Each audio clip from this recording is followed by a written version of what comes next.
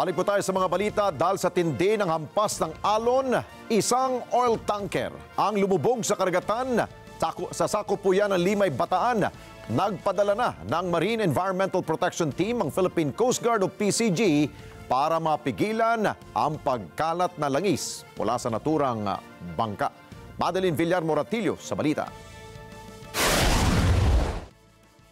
Lumubog ang isang motor tanker sa karagatang sakop ng Limay, Bataan pasado 1:00 ng madaling araw kanina. Ayon kay Rear Admiral Armand Balilo, ang tagapagsalita ng Philippine Coast Guard, batay na rin sa kwento ng mga crew ng MT Terra Nova.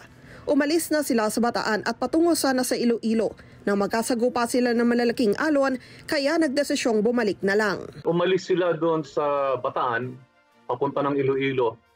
Pero during that time na bandang mga alas 10 ng gabi, naramdaman na nila na malakas yung alon at nag-decide yung kapitan na bumalik.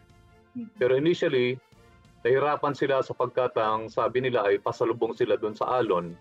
At ang term ng mga crew ay sumalok sila ng alon at pinasok yung barko hanggang tuluyan silang nag-capsize. Sa mga larawang ito mula sa Coast Guard, makikitang halos dulong bahagi na lang ng MT Terra Nova ang nakalutang sa tubig. Lubog na ang katawan nito.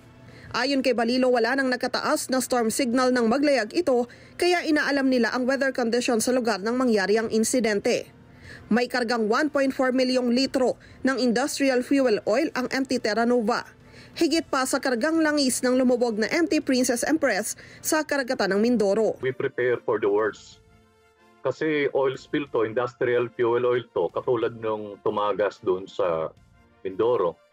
At it will definitely affect the marine environment at maaring umabot yung langis na tatagas kahit dito sa atin dito sa Manila.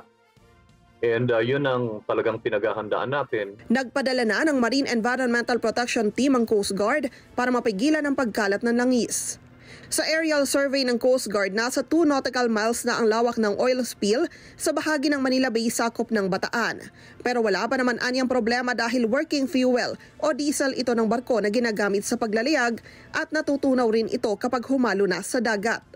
Umaasang Coast Guard na dahil mababaw ang pinaglubugan ng tanker, hindi maaapektuhan ng storage nito kung saan nakaimbak ang mga langis. Wala pang sign matagas na at yun ang magiging goal natin na malaman kung tatagas based doon sa plan ng barko.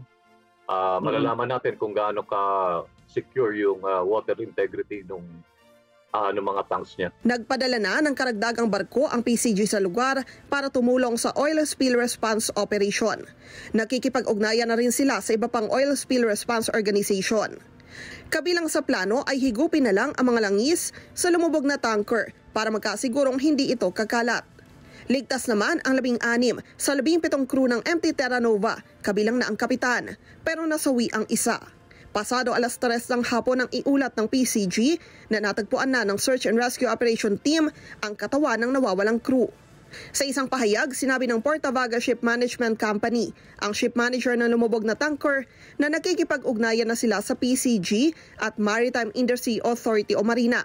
Kumuha na rin sila ng serbisyo sa pribadong kumpanya para magpadala ng dagdag na tugboat sa lugar.